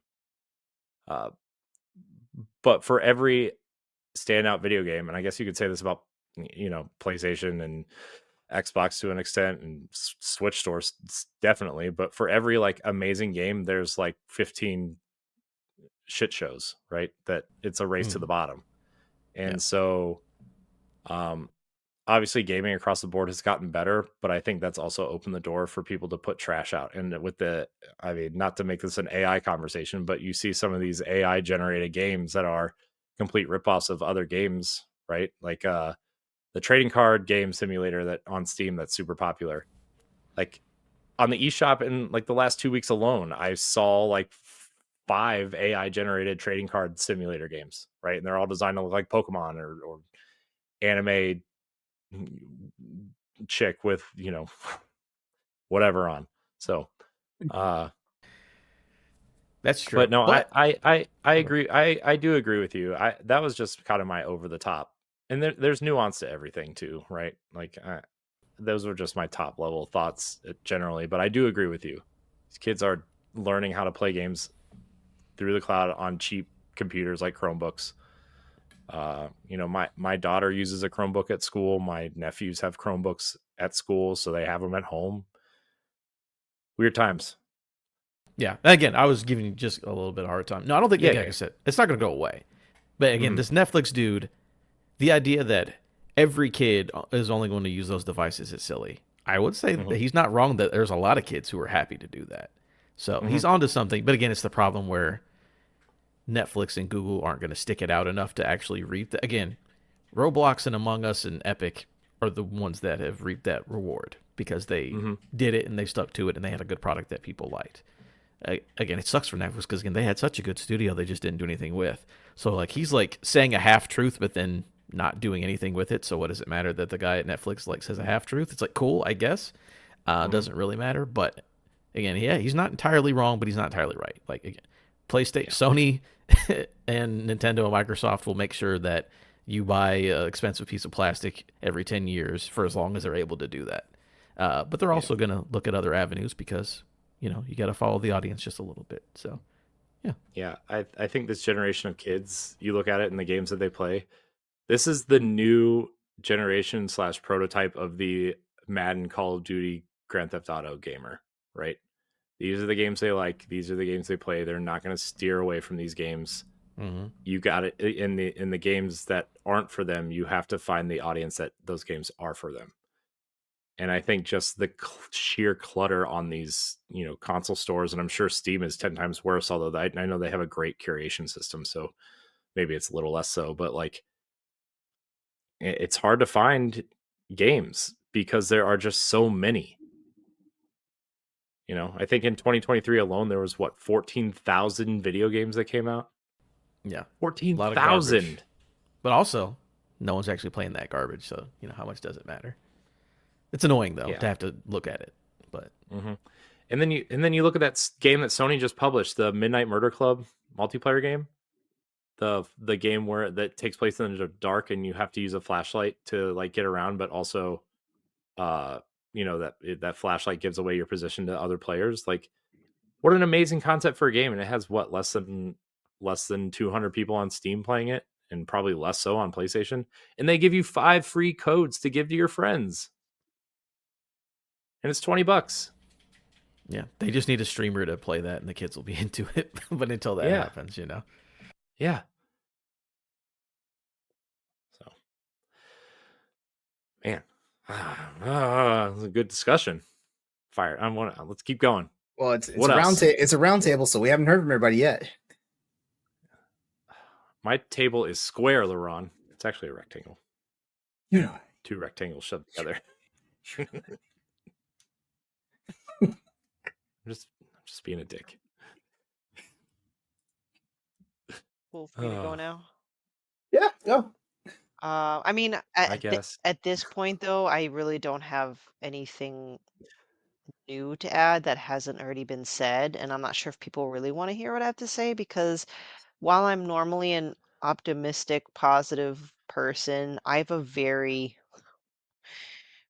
old curmudgeon viewpoint on this because I'm a parent and my kid is 9, and although thank goodness I'm raising my son to be a real gamer and he plays on a console, every single other kid in his age and demographic will play on a tablet to the point where it sickens me and I have to staple my mouth shut so I don't become that parent. Because like for example, we have a my partner's kid, tablet iPad kid all the way. And I thought I was going to be the cool partner to gift them a Switch. I'm like, look, and not only that, but it's kind of for me in a safer way to like make sure the kid's just not looking free roam on the internet. You know how much that kid plays with that Nintendo Switch that I got for him?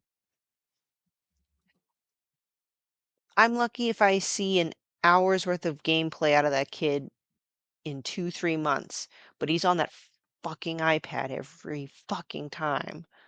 Every fucking time. It just oh, I'm like, "Wow, wasted my money on that."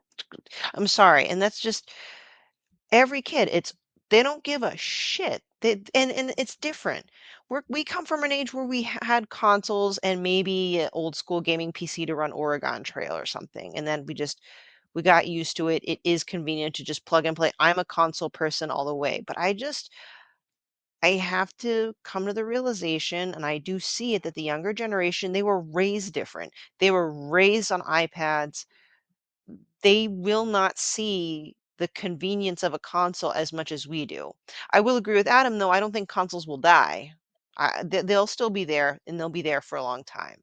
But I feel that the upcoming generation, I feel like things are just going to be at a little more of a level playing field where we'll probably see possibly even distribution about how games are being played. So, well, I think the Netflix, whatever person's name I already forgot, it might be kind of a little speaking a little bit too much out of his ass. Their ass. I don't think it's necessarily untrue. Again, I come from a jaded point of view where my the kids that I'm seeing, I don't know. It's not the same. Tell them how you really feel. Tell the kids. Just like pull them aside and be like, "Hey, I'm like, listen, you listen, little you're a fucker. Yeah, I disgrace. know. You're I awful." Give me back that I Switch. I I agree with you though, Stephanie. I think my daughter is like really into her tablet, right? She like we'll play games, like we'll play Mario Party and stuff, but then she always goes back to her tablet.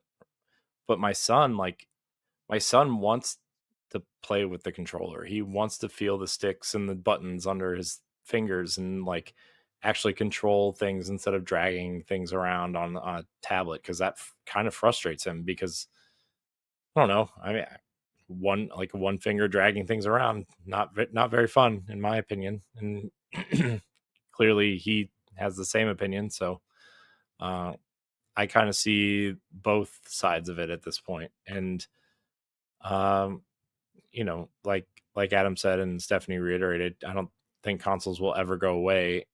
Or like the concept of consoles, because I do think Xbox and PlayStation will probably eventually be apps on your TV at some point, but like they'll still sell the controllers that you can play those games on TV or whatever. And I think Nintendo will be the last company to exit the console business if they ever do, right? Because they just kind of always do whatever they want. And that is their business. Yeah. Yeah. But you even see Nintendo diversifying now with like, oh, the game key cards that download the games instead of just having the game on the cart, or not for every game, specific ones. Calm down, commenters. Uh, but you also see them diversifying into movies and TV shows and theme parks and stuff like that, and I think they are trying to future proof themselves in case they have to pivot at some point. I do think they see themselves as Disney plus Apple in a way, where they want to be that uh, prestigious company, but also be family oriented. And I don't know how mixing those two will work out in the end for them, but for now, it seems to be working. But yeah, I mean, you see these companies diversifying everywhere, and maybe that's the way they have to go, because console gaming, like it's not what do you say? It's not, they're not selling less, but sales are, generation to generation have been stagnant overall. So what do you do to grow your business? You can't stay stagnant, especially with these budgets getting higher. You diversify, you explore other avenues, you put your games on PC like PlayStation and Xbox are doing. You make interesting TV shows and movies like The Last of Us or Halo, or they're exploring. They're all exploring. Maybe the COD stuff is next. I just want to drop this in here before we get ready to wrap the show up here. I feel like there's three parts here to my answer. I feel like Taskin is definitely using like the company slogan for Netflix, because let's look at this for example for now. Netflix is barely physical media now. Yeah, there are still some territories out there that you can actually get your stuff mailed to you and stuff like that, but for the most part, the moment I heard Netflix was sliding into like the gaming business, I knew it was going to be mobile gaming specifically. They're not ready. They were not ready to compete with the powerhouses that was Microsoft, Sony, and Nintendo at the time, and I don't think that was ever their plan to get into it in the meantime. But what I'm fixated on this whole thing was like the whole thing about 8 to 10-year-olds and stuff like that. Like that means right there, Netflix's plan is just to have a certain demographic that, like, I'm not saying Netflix might do this, but we've seen kind of like the scummy tactics that happen. We've seen class action lawsuits come up to where, like, yeah, like a lot of companies engage in predatory behavior that force kids to do stuff and microtransactions and stuff, and like actually run up their parents' like credit cards and all this stuff and things like that. I'm not saying Netflix is trying to do that, but it's also a slippery slope for them, especially if they close a AAA gaming studio title down just to concentrate more on a more niche or nuanced like audience and stuff like that. So when I saw him saying like the 8 to 10-year-olds in his statement and stuff like that, I was like, this is the wrong move, bro. That was immediately my first thought. Second thing is, like, console gaming, that is a subculture of video games. Console gaming, stuff like that. There are always going to be people who want a dedicated system to play their games that are not going to look at the PC to play their games, and stuff like that. They're always going to look for the convenience, the cost efficiency, and where are their friends at. Back when I was a Sony gamer, I always stayed in the PlayStation ecosystem because all my friends were on PlayStation and stuff like that. Eventually, I wandered away from the herd and got into PC gaming and stuff like that. And my PlayStation friends give me nothing but grief about that, even though now crossplay is getting to be a better thing that happens and stuff like that. But the console gaming subculture, that's not going away unless all the companies say we are no longer doing it. Microsoft is kind of doing this hokey pokey right now with their whole console initiative and whatnot and stuff like that. They're like, well, we're not too fixated on console gaming, but they're also trying to launch a handheld gaming system and stuff like that. They still want to do console gaming somewhere, even if it's not a dedicated $500-$600 box, and stuff like that. So there's always that, and number three, like, I feel like ultimately, and I will take responsibility for bringing this topic up tonight for the podcast and stuff like that. They were doing it for clicks.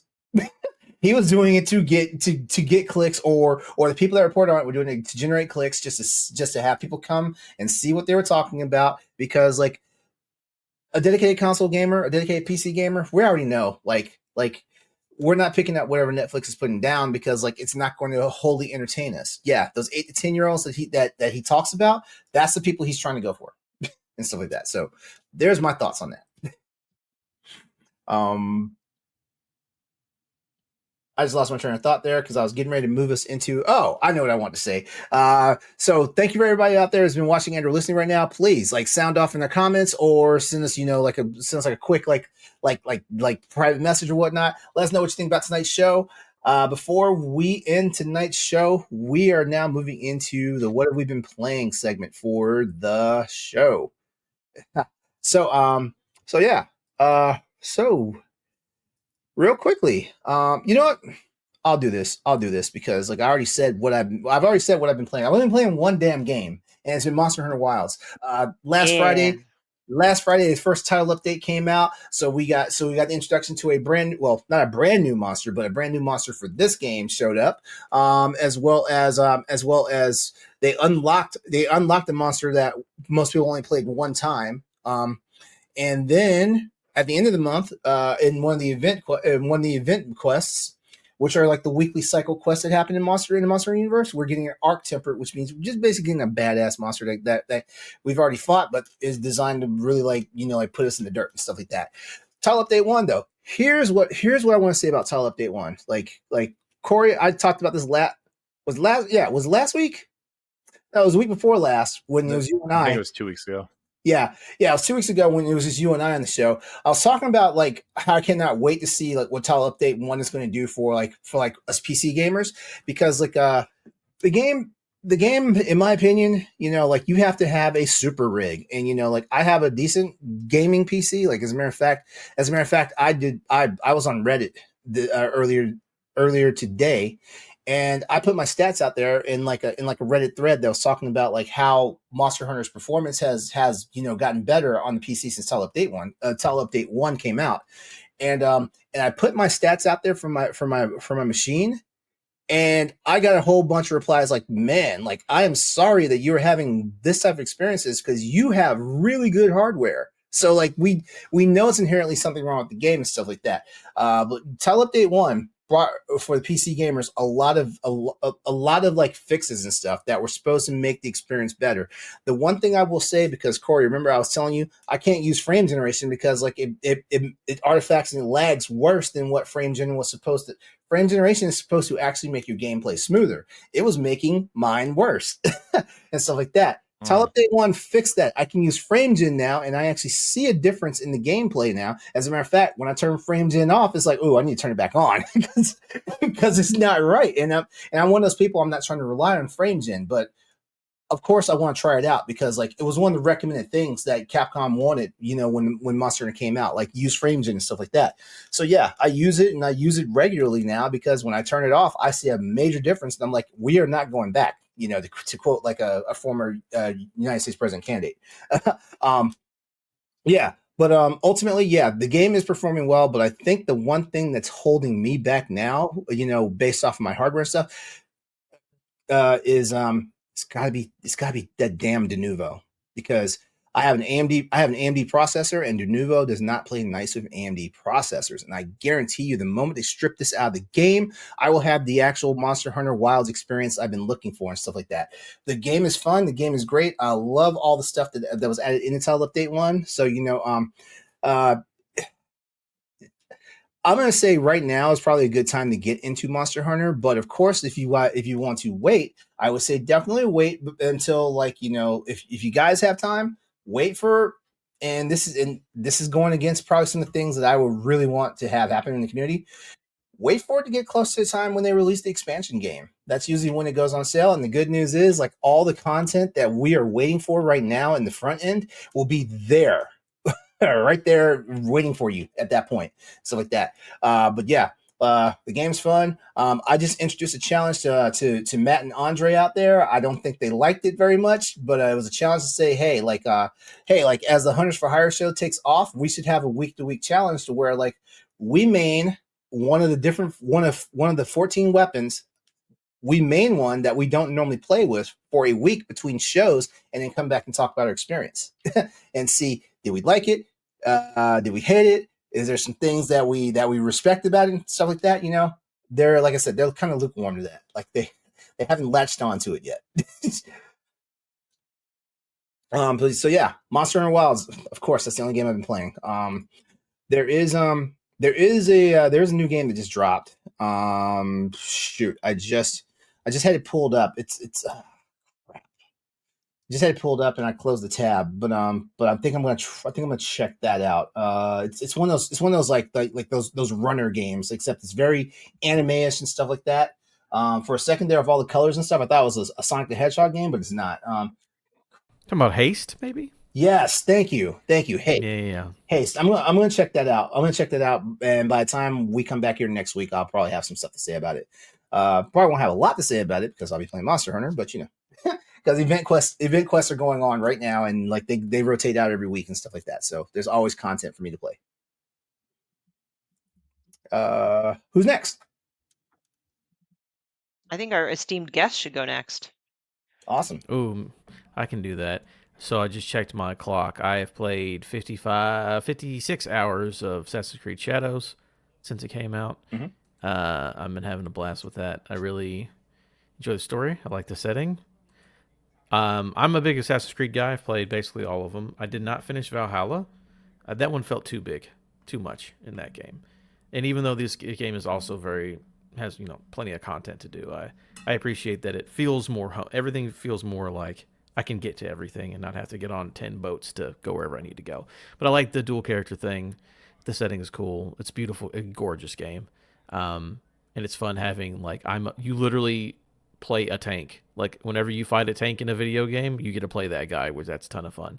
And then the other character, Naowei, being a traditional assassin, is fun to be able be really agile and sneaky, or to be Yasuke and be a big tank guy. So I've been adoring that game and having a ton of fun. Like I said, 55 hours in or so. That's been the bulk of my time. Honestly, I don't think I played anything else for the last 3 weeks because I got a month of Ubisoft Plus because I was just like, I actually got it to play Avatar just because I was like, I never played Avatar. I feel like playing a Far Cry game. Let me pay this $17. And I'm like, oh yeah, that's right. Also, Assassin's Creed comes out 3 days after I get the subscription. So I just switched over to Assassin's Creed since then. But I've been enjoying it, trying to get all my money's worth from that subscription. And the other game I played, just here on and off, I play WWE 2K25. I haven't played one of those games in about 3 or 4 years. I was on a big college football kick last year, so I'm like, let me try a different sports thing to play on the side. So I've been enjoying that one as well. Again, if you don't play a sports game for a long time, then you play one, you're like, oh shit, this is fun. I haven't played this, so good time. So that's basically, I've literally only played Assassin's Creed basically for about a month. So been fun. Nothing wrong with that. Nice. Love it. Assassin's Creed is good. I haven't played since last week because I've been so, I don't know, deep in this Nintendo Direct content, trying to get some content ready for the rest of the week. But I'm shocked they didn't show that at Direct. They showed Outlaws, but didn't show Assassin's Creed. I was a little shocked. Yeah, I think they didn't show it because the other games are going to come first, and I think they don't. I don't think they want to market more than one Assassin's Creed game at a time, especially their new one. So I think maybe that summer direct or the fall direct, maybe they'll show Valhalla and Mirage, which are the two rumored ones to come first. I think we'll get there eventually. Maybe they'll. Yeah, I would like all the newer ones. I mean, the only ones that aren't on there besides the first one are it's everything after Rogue, I think. So Unity, Syndicate, Origins, Odyssey, Valhalla, Mirage, Shadows, and the side-scrolling ones. Yeah. Oh, I guess there's a lot. There's a lot. Yeah, there's 10 of them after. I thought I was like, it's like 4 or 5, and then I'm like, oh, I did the list thing. I pulled an Ed. I named every game on the list. Sorry. I just always every time people start listing things, I start thinking of the episode Ed was on. Remember when we were listing indie games and we said, oh, Ed. I love Ed. You love him. That's your boy. He's so fun. Mostly because he has a mute button at the end of the show, but I can hang up on him when I'm done. I'm just kidding. He knows I'm kidding. I haven't really been playing anything though, to be honest. As I sit here and make jokes. Well, you were on a work trip last week, so you really didn't have time. I mean, I wasn't on a work trip. I was just working. Oh, you were doing a sojourn for work. Okay, my bad. Yeah, no, and then we went out of town this weekend to Columbus with the kids to go to the science museum and Legoland and stuff like that. So so I played with Legos. I played with Legos. Does that count? As work? I built a little car. As work or as gaming? No. Oh, okay. No, not as work. No. Come on now. All right, is that it for you? Yeah, Okay, cool. that's it. Steph, you're up. I'll keep it brief. I finished playing Split Fiction with Pat. It exceeded my expectations. This is coming from someone that doesn't usually play multiplayer or co-op very often. Um, I've never played It Takes Two. I have tried playing A Way Out, but this has been a blast. The visuals, oh, it's such a gorgeous game. The fact that you oscillate between science fiction genres and fantasy genres blew my mind. Like there is a level where you're in outer space, LeRon, and you could just see Jupiter, and I'm like, whoa. I'm like in a well, I'm not in Dead Space because it wasn't a horror genre, but like the graphics were on par with that level. And I was about to say, if the necromorphs are at Jupiter, we are in trouble. yeah, so um and each level, so to speak, also was like a different subgenre. Like one, you're racing each other. Another one is like a boss fight. Another is a puzzler. So there's that variety as well. And then I will tell you, the very last level was such a mind fuck. The way it was designed. If you never play Split Fiction, at least watch a Let's Play if they have it or something for the last level. I'm impressed on how that was executed. It was brilliant. So, love Split Fiction. I'll probably work on an actual review on bossrush.net. And then I'm playing more of Sultan's game on Steam. I'm shocked I'm still playing it. That is, as a reminder, an RPG roguelike deck builder. Um, the quality of the game has improved astronomically since its release, and that's why I've stuck to it because I'm actually getting in decent runs that last more than a day or two. So I am still playing it. And that's it. Just those two. And maybe I'll move on to some other things next week. All right. Quick question for you, Mm. just real fast, because I have played all the other Joseph Fares games. Does Split Fiction feel a little too long, or does it feel like the right length? Because I like It Takes Two, I'm talking about Split Fiction. I liked It Takes Two, but I'm like, this is about an hour or two too long. Does Split Fiction feel like more reeled in and more focused, or?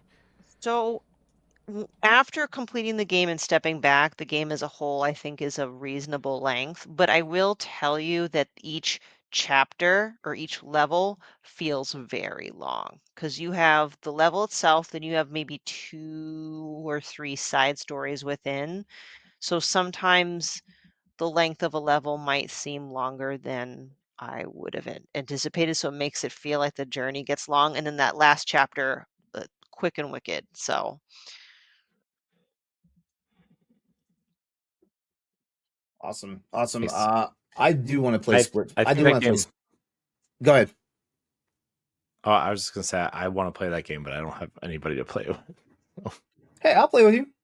Well, you two right there. You guys were both talking about playing the game. Play the game together. Yeah, but Wait, you're gonna make me is play it on is it PC or cross? something. Is it crossplay? No, Cross- that's crossplay. Yeah. I tell you, Oh. I tell you what. Hey, Corey, I tell you what.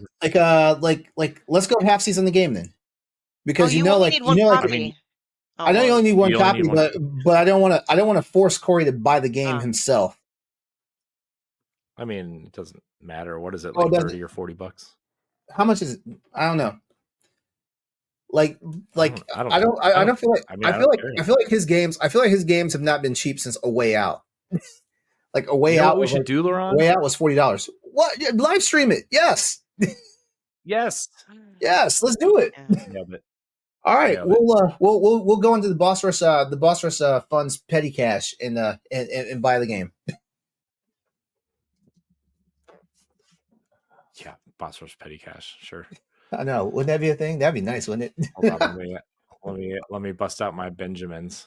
All right. All right. I did say I was going to close out the show, but but we had a question tonight, and I want to get to it before we close off the show tonight. And this question comes from one of our favorite people out there, Marine Gamer 12. They ask, what do you all look for in podcasts when you look or listen to them? What are your favorite pods? I know, Corey. Corey, do not pull out your freaking like scroll of Moses and list off like all 7,000 podcasts that you love. I don't listen to that many podcasts. The podcasts I listen to are just long. The one episode was 7.5 hours. Jesus. It was awesome. Do you burn a whole workday Got me listening through to a that, whole or workday. that's okay? Yeah. Okay, all right, yeah. But Ultimate Marine Gamer is secretly looking for some new ones, which means I'm actually a little offended. Like you're not Don't devoted leave absolutely to us. Boss Rush. Wait, I you mean, might have some splaining to do there, buddy. we're not putting out enough content, guys. We need to get on the mic every night. Oh, I don't know about you're gonna make that. me go. You're gonna make me go back on caffeine, aren't you? Mhm. That's the idea. Uh, No rest for the wicked, LeRon. Adam, who besides your illustrious podcast and crew, like who are some of the ones that you're all about?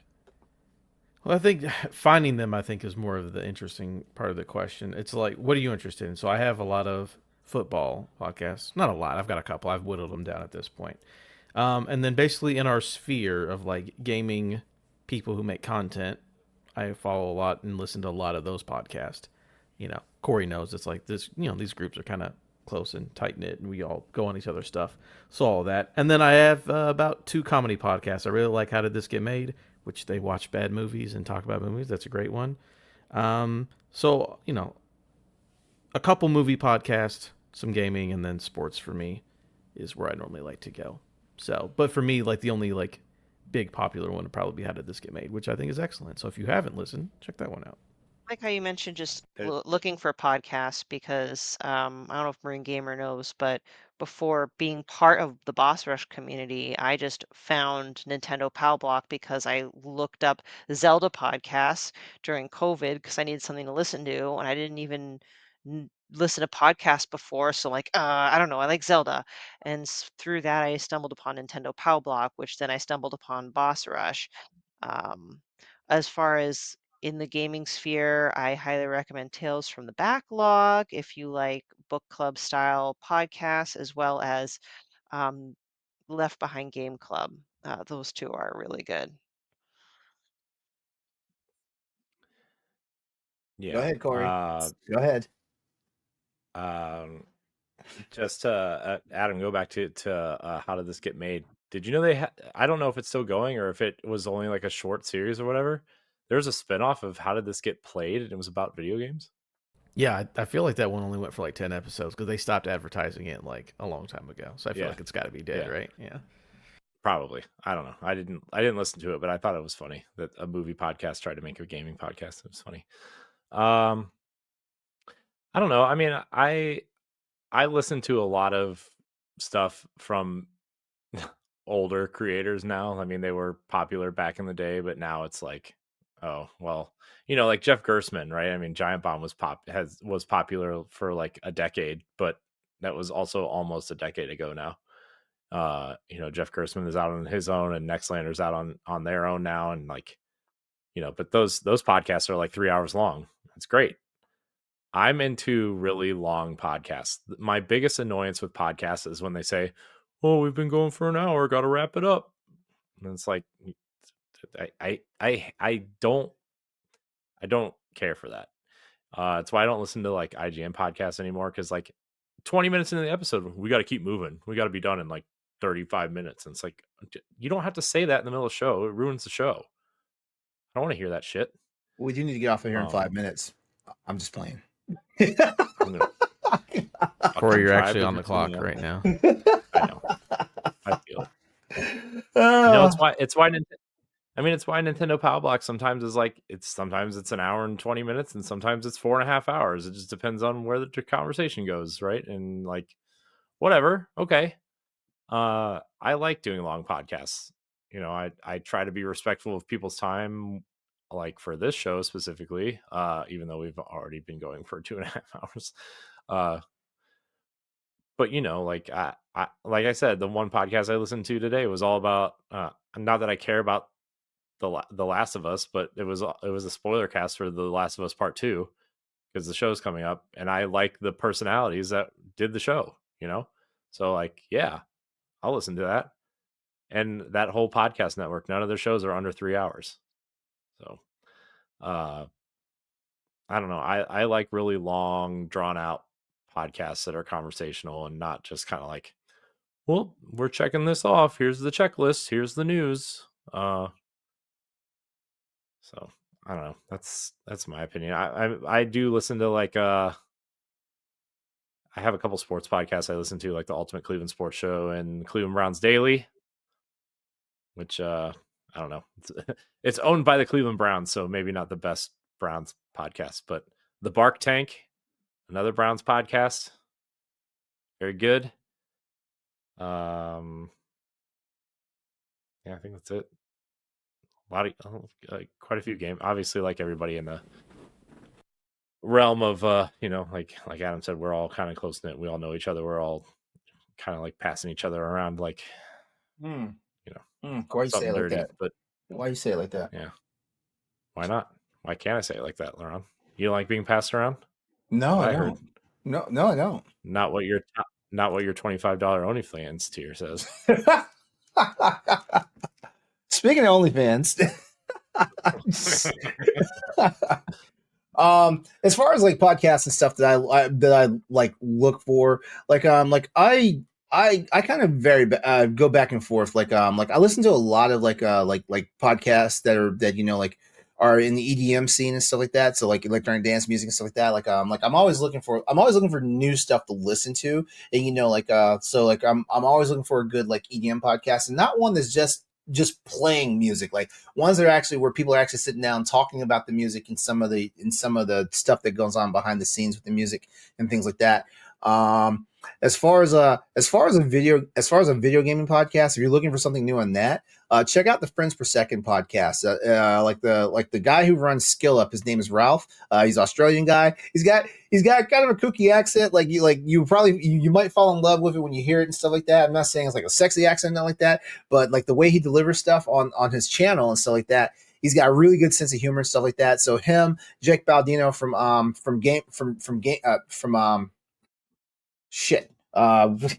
Jake Baldino from Falcon. Who's that YouTube channel? Game Ranks? Yeah. Jake Baldino's on there. And they usually bounce back and forth with a couple of other people, but they're usually the mainstays on there and stuff like that.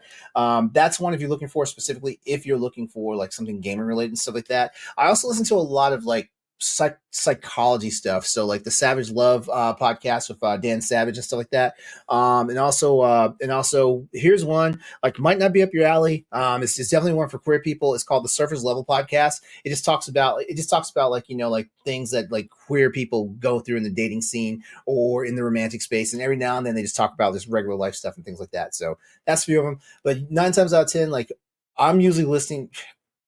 I don't know when it changed for me, because like podcast for me used to be like straight just like DJs playing music for like 2.5 hours and stuff like that. And then I don't know, I guess when I started streaming, something changed, because then I actually went and looked for stuff that I could actually like listen to while I'm doing other things, having headphones on while I'm at work and things of that nature and stuff like that. And that's what I've realized, that there's a lot of stuff that I'm actually like I actually try to get plugged into and stuff like that, like health wise, relationship wise, just mental well-being wise, and of course like anything that's entertaining and stuff like that. So that's typically where I'm at in that. And yeah, that's pretty much it for me. So thanks for that, Marine Gamer 12. Definitely give us some more questions, comments. Anytime you feel free, pass LeRon to me so we can go hunt. My Monster Hunter buddies are looking for me now. I'm sorry, Shocking. Matt. I'm sorry, Matt. I have to go to bed. It's coming up on Cinderella time. I'm sorry. All right. So with that, I want to go ahead and thank everyone for watching and or listening to this episode of the Boss Rush Podcast. Drink coffee and stay away. Oh my God, y'all are killing me tonight. Thanks for tuning in to this episode of the Boss Rush Podcast. This has been episode 270. And just remember, this is always the flagship podcast for the Boss Rush Network. You can catch new episodes every Thursday on your podcast service of choice or on YouTube. Please, you can get this show ad-free along with other perks, including exclusive new pre-show content for as little as $1 over on Patreon. Check out our merch and also find all of our content on bossrush.net. Adam, it was wonderful having you here tonight. I want to thank you for coming. Yeah. Well, thank you all for having me. Yeah. Oh my God, you're so great. That's I love awesome. this. I do like this crew. One of you is my absolute favorite. You'll have to guess which one it is. It's me. I said you'll have to guess. I'm pretty There's no sure guessing. I'm pretty sure it's the black guy, but whatever. Corey, Stephanie, of LeRon, course. I'm white. Okay, I know. come on. I know we look know. the same. I know we're essentially Oh my gosh. twin, but I'm like Larry Bird in Space Jam. I'm clear. The lighting over here on my side, you know, is on the darker side. The lighting over there on your side is on the lighter side. So yeah, we know we're twins. We know. Right. Heard it here first, everybody. All right, everybody on the panel tonight. Thank you for all your time. I appreciate you, Adam. Please come back anytime. Like we would love to have you back in the future. So like that. I'm sorry I'm going to miss you at PAX, but I'll try to make it up to you by getting to next year's PAX. I'll try. Dope. Do it. All right, everybody else out there, come back and join us next week for another all new episode of the Boss Rush Podcast. We want to thank you all for watching and or listening. And until next time, we'll see you later, and we love you. Bye-bye. Bye. Bye. If you want to see how you can become a Patreon producer, head on over to patreon.com/BossRushNetwork. The Patreon producers for this month are Adriel Munger, Austin Campbell, Celeste Roberts, Sana Deering, Francisco Santillan, Matthew Keel, and Christian S. Thanks for your continued support of the Boss Rush Network.